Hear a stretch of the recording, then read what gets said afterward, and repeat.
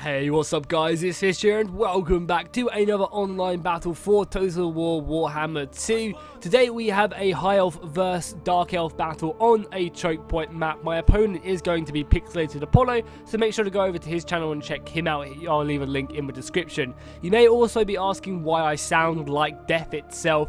It's because I have contracted Skaven Plague after being in the old world and handling too much warpstone, and that's obviously infected me. So yeah, I am ill. I apologize for it. I will try and make it as least gross for you guys as possible, but I really did want to upload, keep to my schedule of 3 videos a day, so hopefully it doesn't impact the video too much and you guys can enjoy it. Make sure to drop a like down below if you did enjoy the battle, as that will help me get rid of this Skaven Plague and beat it back. So yeah, I'd really appreciate it if you guys could drop a like, and let's break like 400 likes. That'd be absolutely sick. You guys have been smashing it recently and I really honestly do appreciate it, so thank you guys. So let's look at the army comps and then we'll get started in this battle against me and Apollo. So on my front line, I have a whole load of these Elven Spearmen. I think the Elven Spearmen are actually really decent. If you just stick a few chevrons into them, they can really just, go from an okay infantry to actually a really, really good one, which will hold the line. So I have a bunch of these Elven Spears. They're going to make up my front line to absorb missiles and absorb a lot of the artillery coming in as well. So again, all these guys. Then behind that, I have a bunch of archers as well. I wouldn't be the High Elves without these archers. I have about 6 or 7 of them, and they're going to hopefully rain down hell on Apollo, because I imagine he has brought crossbows, which we can quickly check. Yeah, he has brought crossbows. They do have shields, so they're going to make them a little bit more defensible, but overall, them having archers is going to give me the edge at range at least. Then we have 2 units of these eagle bolt throwers. I'm going to use these to try and snipe a lot of his creatures and his monsters. I also love the way Warhammer looks, That just looks really, really cool at a distance, just all blurry, and the FOV is sick. I also have a Sun Dragon who is currently chilling. I actually forget about this unit, or Star Dragon, sorry, and don't use it until the end of the battle, but we do get to see some amazing fire shots with it. Him and Malekith exchange Dragon Breath, and it looks sick, so make sure to stick around for that.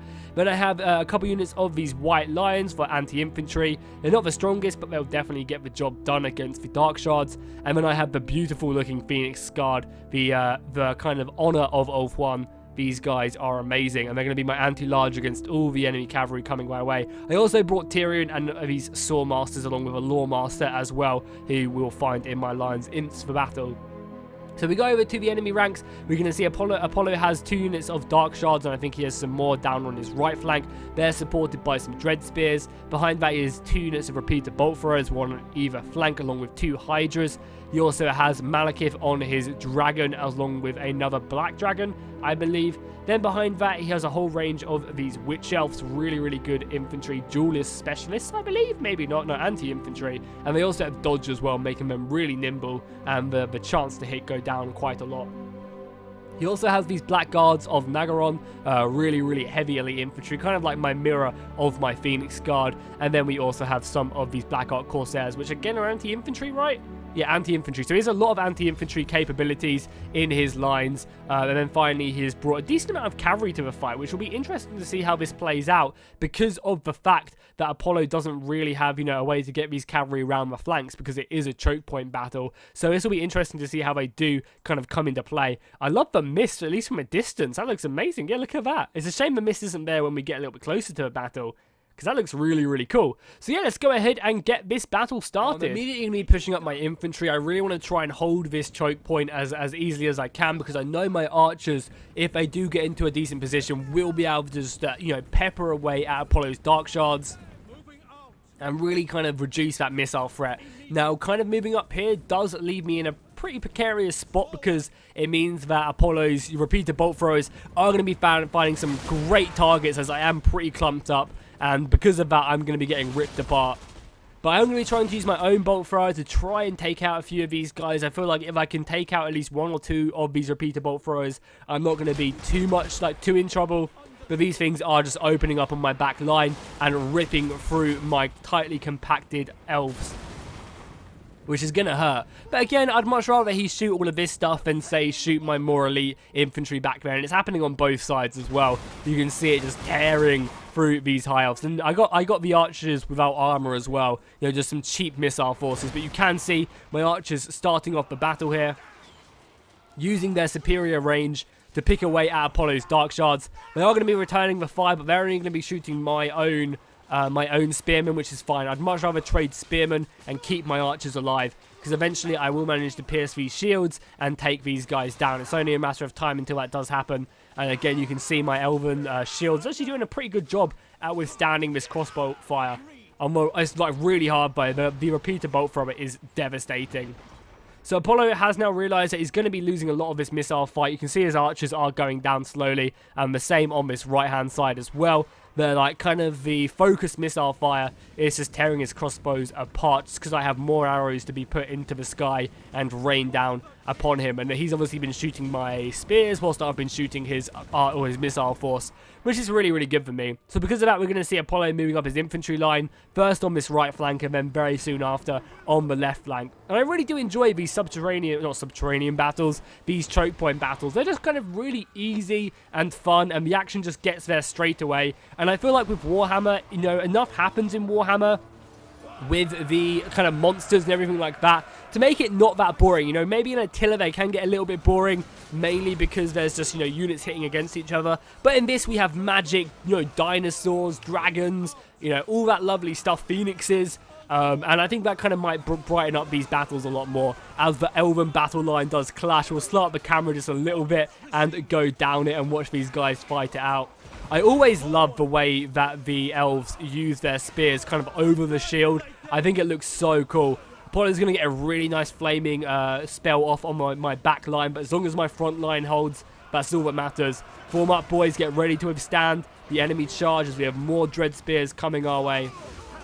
And they're going to be jumping in. Luckily, though, he's kind of attacked in a very concise area. I think he's trying to pierce through a small part of my line, which is pretty smart of him. However, I think my spears can hold, and I also have some more spears just behind that to use if I need to. So I've managed to kind of withstand a lot of Apollo's first assault. A lot of his missiles are dead, which is good for me. However, you can see the balance of power is actually still in his favor. I've also done quite a bit of damage to his black dragon as well with my archers. They ripped him apart. Yeah, I think Apollo still has a lot of, you know, value left in his army. I've kind of killed his weaker troops, but he obviously has all of these black guard, which are now starting to join the battlefield, and then all of them cavalry as well. If he can get the cavalry into battle and use them effectively, like get them, maybe break one of my flanks, and then bring round the rest of his cavalry through there and kind of use them in the open field, that's going to be devastating for me. Also, these executioners as well are so goddamn good at ripping through infantry. So expect to see a lot of them. You can again see my archer fire focusing down this black dragon as it does run away. And it's basically just kind of more of a slog at the moment. Infantry going back and forth. Everyone trying to get the edge. But the spearmen seem to hold. And that's sort of the positives. I definitely found in Warhammer 2, the battles do seem to be a little bit longer. I'm not sure if it's just the way it's balanced or the type of units we're using makes it a bit longer. But I definitely enjoy the change. Now, granted, I would like it to be even longer, but I'm not complaining. This is a decent length as Apollo gets another beautiful spell off on my infantry as I've clumped them up really noobly. And you can see that some of my archers are going to be retreating back along with my infantry as well. So now is the perfect time for Apollo to pop up. He's about to get Murderous Prowess, which gives the Dark Elves a huge buff after they kill enough of the enemy forces. So he definitely wants to try and achieve that as soon as possible, and then just really start pushing on my flanks as we just zoom out slowly, watching more of the battle unfold. He is bringing up more infantry, which we can see. And I mean, it's not looking great for me. I'm holding, but I am losing men, especially on this right flank. I think what Apollo needs to do is just commit heavily to this right flank, which we might be seeing with his cavalry, and just try and break forward. Now, I am dispatching more men. I still have all this Phoenix Guard left as well. And I'm moving up my white lions to try and help out as he moves in his witch elves, because the white lions are great anti-infantry. They're not anti-infantry, but armor piercing, which I guess won't be doing too much against the witch elves whatsoever. And that Hydra coming up as well is going to be brutal. If he can get some good shots off with it. Maybe even like some fire breath, which I imagine we'll be seeing in a second, maybe? I'm not quite sure, but my white lions will be fighting hard.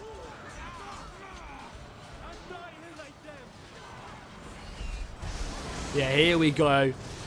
Just popping off its flaming assault. And I mean, I am returning with like more of my archer fire. You can see all my archers are here, just trying to focus down Malekith as much as I can do. A lot of my infantry are routing now. Or at least getting very, very close. I didn't realise my infantry could get out of control. How are these spearmen out of control? Is it because of my Lawmaster, maybe? Are they getting out of control because he's here?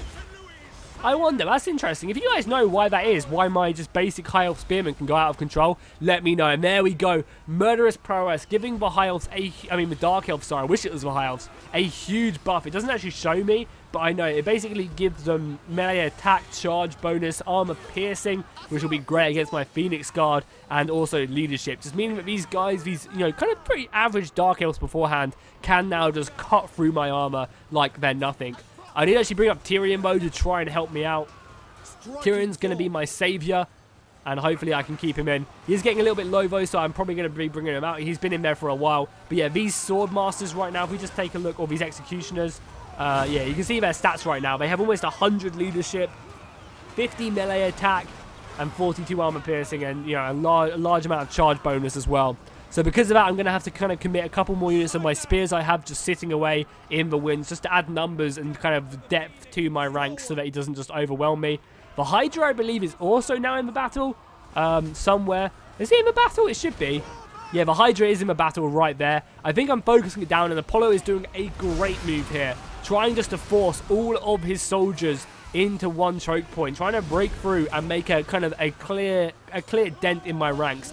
I'm going to be moving up my Phoenix Guard. As we can see, my Phoenix Guard are amazing. So if anyone's going to be able to take out this Hydra, it's going to be the Phoenix Guard, supported by all my archers as well. But as we just saw right there, the Hydra is not easily defeated as it continues to run through my ranks. More Phoenix Guard is on its way. My Lawmaster is coming over here to pop a nice little regeneration spell on my infantry.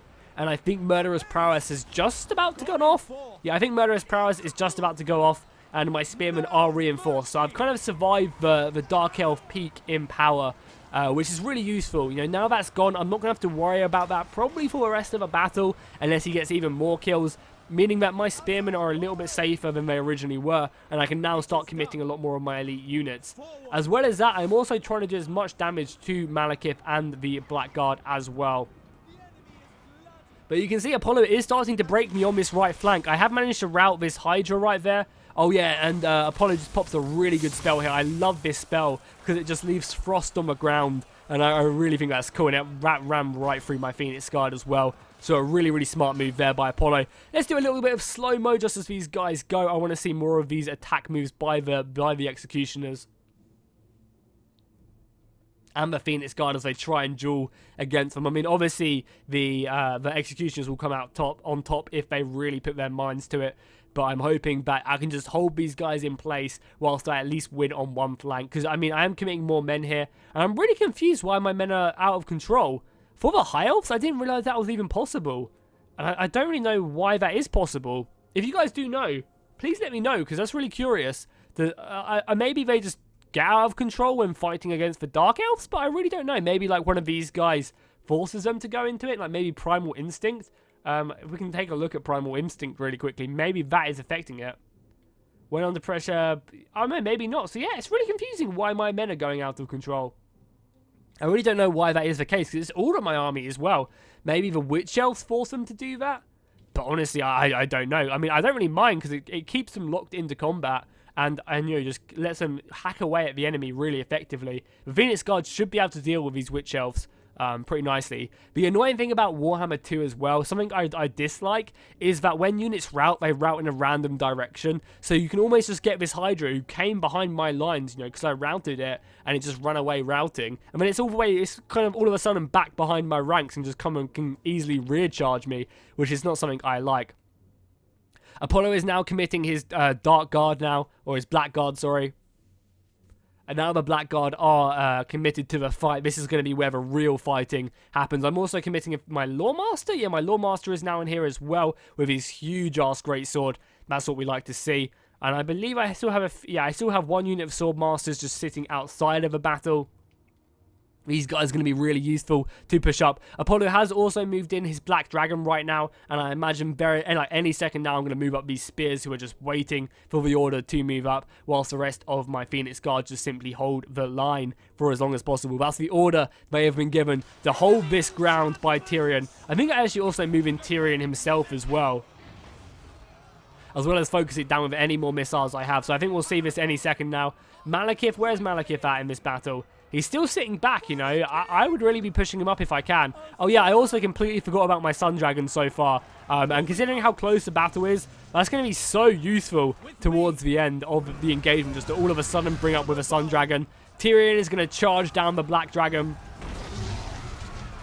and try and do the killing blow with his flaming sword. And you can see that doing plenty of damage as the Black Dragon does try and rout from the field, and I'm more than happy to see it go. I do have a decent reserve line as well. That's something I have got in my favour. I've got these 3 units in reserve, 2 units of Swordmasters, which are great anti-infantry, and this unit of White Lions, along with my Star Dragon as well. And obviously the Star Dragon has 3 breaths, 3 of its dark breaths, which look amazing. So hopefully I'm going to pop one out right here. I might kill a couple of my own units, but just look at that, how amazing that looks, as it just shreds through the battlefield. Maybe killing a few of my own men, but I think it's completely worth it. Malekith has also been committed to this fight, but my infantry line just seems to be holding, and I'm really happy with that. Like, I'm pleasantly surprised. And I'm winning on this left flank. Apollo might win on this right flank with his Hydra coming back. He's about to burn my men from the back as well. But I'm kind of okay with this, you know. It's annoying that it came back at my back and now it's about to recharge me. But I have a lot left in reserve and I can start committing it. You can see the White Lions and the rest of these guys are now coming back. I'm going to have another breath attack, I think, with my dragon. Or maybe I'm going to go after Malekith. I think I'm going to go after Malekith. Try and chase him down, do as much damage to him as possible. And I think he's going to be running away from me as quickly as he can. The Archer Fire raining in on the enemy. So Malekith's going to be trying. I'm going to be retaliating with my Star Dragon. And I'm definitely going to be getting the better of this engagement solely because I have, you know, more men coming to the engagement. And I also have a full strength Star Dragon, whereas his Black Dragon is a little bit depleted. His Hydra is now routing the right way, which I'm happy to see. But the more of the Black Guard have been poured into the engagement. And Tyrion is getting kind of low, along with these Black Ark Corsairs as well. You can see Tyrion is half health, so maybe if the Black Guard can surround him, they can take him down. And just look at that in the distance. The 2 dragons just flying over the battlefield. Dracarys. Dracarys. My infantry as well. Like, this out of control thing has really helped me out. They're flashing, and the Lawmaster being here definitely helps. And unfortunately, Apollo just isn't being able to use his cavalry too effectively. You know, the Phoenix Guard can take care of these guys. They're anti-large, and they can deal with the cavalry really, really well. And I'm just going to leave him in there to do exactly that. Whilst my Star Dragon just watches the battle.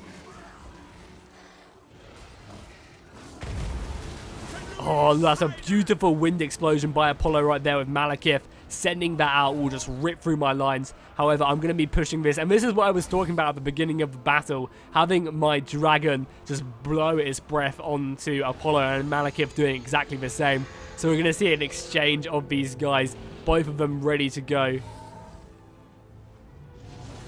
And just look how cool that is. That's like some shit from Harry Potter right there. Looks awesome. And then I'm going to send in my Star Dragon because the battle is looking very good for me. My infantry lines are overwhelming his.